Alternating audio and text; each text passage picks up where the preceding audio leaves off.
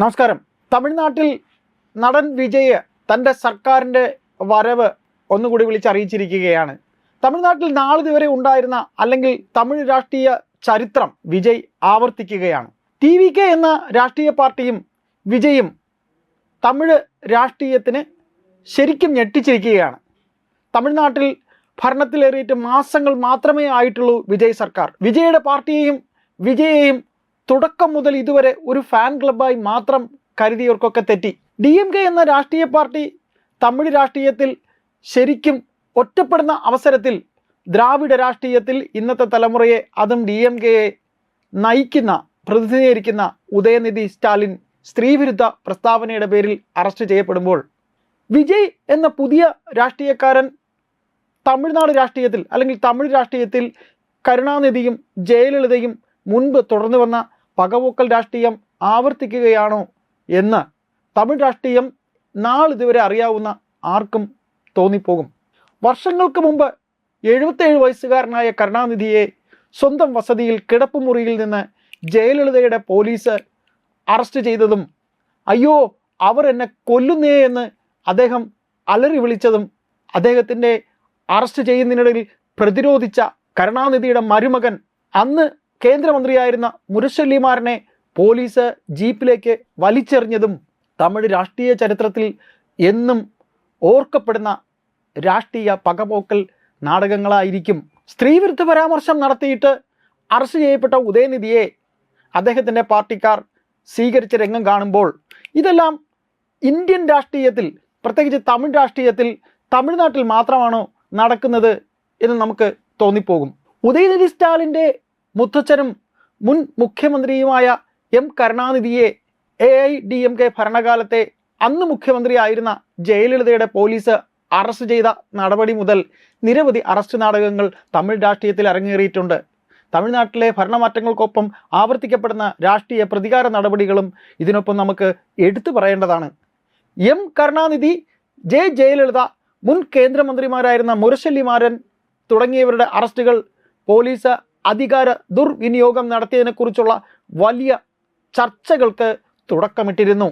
ഇനി കരുണാനിധിയിലേക്ക് അല്ലെങ്കിൽ കരുണാനിധിക്ക് എതിരെ എന്തിന് ഇങ്ങനെ ഒരു അറസ്റ്റ് നാടകം ജയലളിത സർക്കാർ നടത്തി എന്ന് നമുക്കൊന്ന് നോക്കാം. തമിഴ്നാട്ടിൽ കരുണാനിധി മുഖ്യമന്ത്രിയായിരുന്ന കാലം അദ്ദേഹത്തിൻ്റെ മുൻ ഭരണകാലത്ത് അതായത് അദ്ദേഹം മുഖ്യമന്ത്രിയായിരുന്ന കാലത്ത് ചെന്നൈ നഗരത്തിൽ 10 മിനി ഫ്ലൈ ഓവറുകൾ നിർമ്മിച്ചതിൽ വൻ ക്രമക്കേട് നടന്നുവെന്നും 12 കോടി രൂപയുടെ നഷ്ടം വരുത്തിവെച്ചു എന്നതും ആയിരുന്നു കരുണാനിധിക്കെതിരെയുള്ള ആരോപണം. 2001 ജൂൺ 29 രാത്രി 9 മണിക്ക് greater Chennai corporation commissioner JTC ആചാര്യ നൽകിയ പരാതിയുടെ അടിസ്ഥാനത്തിൽ ചെന്നൈ ക്രൈംബ്രാഞ്ച് FIR രജിസ്റ്റർ ചെയ്തു. പരാതി ലഭിച്ച് മണിക്കൂറുകൾക്കകം ഒരു തരത്തിലുള്ള പ്രാഥമിക അന്വേഷണവും നടത്താതെ പോലീസ് കരുണാനിധിയുടെ അറസ്റ്റ് നടപടികളിലേക്ക് പോവുകയായിരുന്നു. ജൂൺ 30 പുലർച്ചെ 1:30 വൻ പോലീസ് സംഘം മേലാപ്പൂരിലെ വസതിയിൽ അതിക്രമിച്ച് കയറി.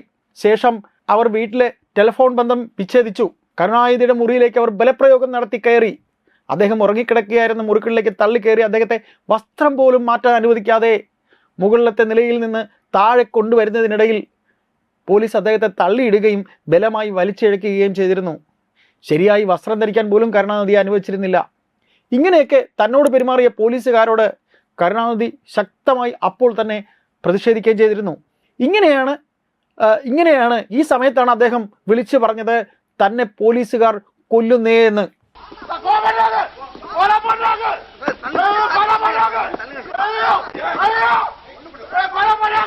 കരുണാനിധിയെ ഇത്തരത്തിൽ അറസ്റ്റ് ചെയ്തറിഞ്ഞ് അവിടേക്കെത്തിയ അദ്ദേഹത്തിൻ്റെ അനന്തിരവനും അന്ന് അടൽ ബിഹാരി വാജ്പേയിയുടെ മന്ത്രിസഭയിൽ കേന്ദ്രമന്ത്രിയുമായിരുന്ന മുരശല്യമാരനോട് പോലീസ് ക്രൂരമായി പെരുമാറുകയും ചെയ്തു. ഹൃദയ സംബന്ധമായ രോഗങ്ങൾക്ക് ചികിത്സയിലായിരുന്ന മാരനോട് പോലീസ് ക്രൂരമായാണ് പെരുമാറിയത്. ഒരു ചാക്ക് വലിച്ചെറിയുന്ന ലാഘവത്തോടെയാണ് മാരനെ പോലീസ് ജീപ്പിലേക്ക് വലിച്ചെറിഞ്ഞത്. ഇത്തരം ദൃശ്യങ്ങൾ അന്ന് മാരൻ്റെ കുടുംബ ഉടമസ്ഥതയിലുള്ള സൺ TV-യിലൂടെ നിരന്തരം സംപ്രേഷണം ചെയ്യുകയും ചെയ്തു. അത് തമിഴ്നാട്ടിൽ വൻ ജനരോഷമുണ്ടായി. മാരനൊപ്പം DMKയുടെ മറ്റൊരു കേന്ദ്രമന്ത്രിയായിരുന്ന TR ബാലുവും ആ അവസരത്തിൽ അവിടെ എത്തി. ഈ TR ബാലുവിനോടും പോലീസ് അതിക്രൂരമായി പെരുമാറുകയും ചെയ്തു. അന്ന് കേന്ദ്രം ഭരിച്ചിരുന്നത് വാജ്പേയി ഗവൺമെൻറ് ആണെന്ന് നാം മുൻപ് പറഞ്ഞിരുന്നു. അങ്ങനെ അദ്ദേഹത്തിൻ്റെ മന്ത്രിസഭയിലെ 2 പേർക്കെതിരെ ഇത്തരത്തിൽ ഉണ്ടായ ആക്രമണം, പോലീസ് ആക്രമണം, അതും ഒരു സംസ്ഥാന സർക്കാരിൻ്റെ പോലീസ്, ആ ആക്രമണത്തെ അദ്ദേഹം കടുത്ത ഭാഷയിൽ അദ്ദേഹത്തിൻ്റെ അമർഷം രേഖപ്പെടുത്തിയിരുന്നു, പ്രധാനമന്ത്രിയായിരുന്ന വാജ്പേയി. കൂടാതെ അന്ന് തമിഴ്നാട് ഗവർണറായിരുന്ന ഫാത്തിമ ബീവിയെ തൽസ്ഥാനത്ത് നീക്കുകയും ചെയ്തു. കരുണാനിധിയുടെ അറസ്റ്റിൽ ഇത്തരത്തിൽ ജനരോഷം ശക്തമായതോടെ ജൂലൈ 4 അദ്ദേഹത്തിന് വാർദ്ധക്യം ആയതാണെന്നും അദ്ദേഹത്തിന് മാനുഷിക പരിഗണന നൽകണമെന്നും അത്തരത്തിൽ അങ്ങനെ മാനുഷിക പരിഗണന മുൻനിർത്തി കരുണാനിധിയെ മോചിപ്പിക്കാൻ ജയലളിത സർക്കാർ നിർബന്ധിതരായി.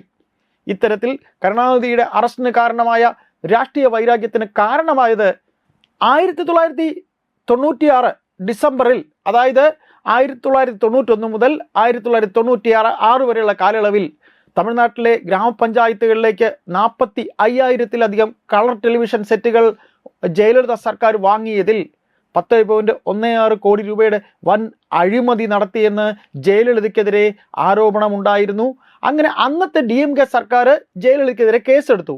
ഇതിനോടൊപ്പം 66.65 കോടി രൂപയുടെ അവിഹിത സ്വത്ത് സമ്പാദനവും രജിസ്റ്റർ ചെയ്യപ്പെട്ടു.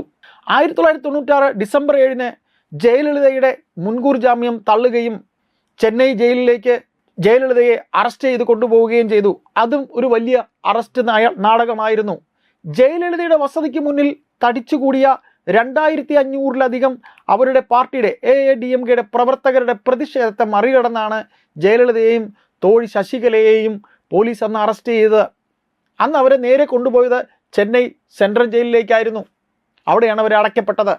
1997 ജനുവരിയിലാണ് അവർക്ക് പിന്നീട് ജാമ്യം കിട്ടിയത്. ഈ കേസിൽ, അതായത് 2000-ൽ ജയലളിതയെയും തോഴി ശശികലയെയും പ്രത്യേക കോടതി, തമിഴ്നാട് പ്രത്യേക കോടതി പിന്നീട് കുറ്റവിമുക്തമാക്കുകയും ചെയ്തിരുന്നു. ഇതിനൊക്കെ സമാനമായ മറ്റൊരു അറസ്റ്റ് നാടകമായിരുന്നു MDMK നേതാവായ വൈക്കോയുടെ അറസ്റ്റ്. അന്ന് LTTE എന്ന തീവ്രവാദ സംഘടനയെ പിന്തുണച്ച് പ്രസംഗിച്ചതിനാലാണ് ജയലളിത സർക്കാർ അദ്ദേഹത്തിനെ പോട്ട നിയമം ചുമത്തി അറസ്റ്റ് ചെയ്തത്. വൈക്കോ ഏകദേശം 19 മാസത്തോളം ജയിലിൽ കിടന്നു. ഇതും ഒരു പകപോക്കലായിരുന്നു. മുൻ മുഖ്യമന്ത്രി MK സ്റ്റാലിനും അദ്ദേഹത്തിൻ്റെ രാഷ്ട്രീയ ജീവിതത്തിൽ നിരവധി അറസ്റ്റ് വരിച്ചിട്ടുണ്ട്. അദ്ദേഹത്തിനെ പോലീസ് അറസ്റ്റ് ചെയ്തിട്ടുണ്ട്. 2001-ൽ കരുണാനിധി അറസ്റ്റിന് പിന്നാലെ MK സ്റ്റാലിൻ കോടതിയിൽ കീഴടങ്ങിയിരുന്നു. പിന്നീട് ADMKയുടെ ഭരണകാലത്ത് പല ജനകീയ സമരങ്ങളും നടത്തിയതിൻ്റെ പേരിലും നിയമസഭയ്ക്കുള്ളിൽ പ്രതിഷേധങ്ങൾ നടത്തിയതിനും ജയലളിതയുടെ പോലീസ്, AIDMKയുടെ പോലീസ് പലതവണയായി അദ്ദേഹത്തിനെ നാടകീയമായി അറസ്റ്റ് ചെയ്തിട്ടുണ്ട്. DMKയുടെ പുതിയ തലമുറയിലെ പ്രധാന നേതാവായ ഉദയനിധി സ്റ്റാലിനെ ഇപ്പോൾ വിജയ് ഗവൺമെൻറ് അറസ്റ്റ് ചെയ്യുന്നതിന് മുൻപേ പലതവണ പോലീസ് അദ്ദേഹത്തെ അറസ്റ്റ് ചെയ്തിട്ടുണ്ട്. അതിൽ മുൻകരുതൽ അറസ്റ്റ് വരെ ഉണ്ടായിരുന്നു. ഉദയനിധിക്കെതിരെ മുൻകരുതൽ അറസ്റ്റ് വരെ ഉണ്ടായിരുന്നു. ഇപ്പോൾ ഒരു തമിഴ് സിനിമാ താരത്തിനെതിരെ സ്ത്രീവിരുദ്ധ പ്രസ്താവന ഉദയനിധി സ്റ്റാലിന് നടത്തിയതുപോലെ തമിഴ്നാട്ടിലെ പല രാഷ്ട്രീയ നേതാക്കളും മുൻപും ഇത്തരത്തിൽ ഉള്ള പ്രയോഗങ്ങൾ, ദ്വയാർത്ഥ പ്രയോഗങ്ങൾ പൊതുവേദിയിൽ ജനങ്ങൾക്ക് മുന്നിൽ സിനിമാ താരങ്ങൾക്കെതിരെ വിവാദമാകത്തക്ക രീതിയിൽ പല പ്രസംഗങ്ങളും നടത്തിയിട്ടുണ്ട്. കാലാകാലങ്ങളിൽ തമിഴ്നാട്ടിൽ DMKയും AIDMKയും ഇത്തരത്തിലുള്ള പല അറസ്റ്റ് നാടകങ്ങളും കാട്ടുകയും അത് പിന്നീട് വാർത്താ ചാനലുകളുടെ ലൈവായി ജനങ്ങളിലേക്ക് എത്തിക്കുകയും അത് അതിലൂടെ രാഷ്ട്രീയ നേട്ടം ഉണ്ടാക്കാൻ ശ്രമിക്കുകയും ചെയ്തിട്ടുണ്ട്. ഇത് തമിഴ്നാട് രാഷ്ട്രീയത്തിൻ്റെ ചരിത്രത്തിൽ നിരവധി തവണ ഉണ്ടായതുമാണ്. തമിഴ് രാഷ്ട്രീയ പാർട്ടിയിൽ ഒരു രാഷ്ട്രീയ പാർട്ടി അധികാരത്തിൽ വരുമ്പോൾ എതിർ രാഷ്ട്രീയ പാർട്ടിക്കെതിരെ പഴയ കേസുകൾ പൊടിതട്ടിയെടുത്ത് നടപടി സ്വീകരിക്കുന്നത് ഇത് ആദ്യമായിട്ടല്ല. എന്നാൽ ഈ സംഭവങ്ങളൊക്കെയും കാട്ടുന്നത് തമിഴ്നാട്ടിലാണെന്നത് എന്നത് മാത്രമാണ് നമുക്കിവിടെ എടുത്തു പറയാനുള്ളത്. ഇന്നലെ നടന്ന അറസ്റ്റ് സ്ത്രീ വിരുദ്ധ പരാമർശം നടത്തിയതിൻ്റെ പേരിലാണ്. എന്നാൽ അറസ്റ്റിന് ശേഷം അദ്ദേഹത്തിന് ലഭിച്ച സ്വീകരണവും ശരിക്കും പൊതുസമൂഹത്തിന് ഒരുതരം വല്ലാത്ത ചളിപ്പാണ് ഉണ്ടാക്കുന്നത്.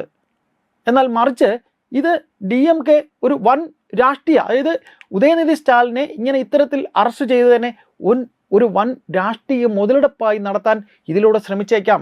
കാരണം തമിഴ്നാട്ടിൽ തമിഴ് ജനങ്ങൾക്കിടയിൽ DMK എന്ന രാഷ്ട്രീയ പാർട്ടി അത്ര കണ്ട് ഒന്നുമല്ലാതിരിക്കുന്ന അവസരമാണിത്.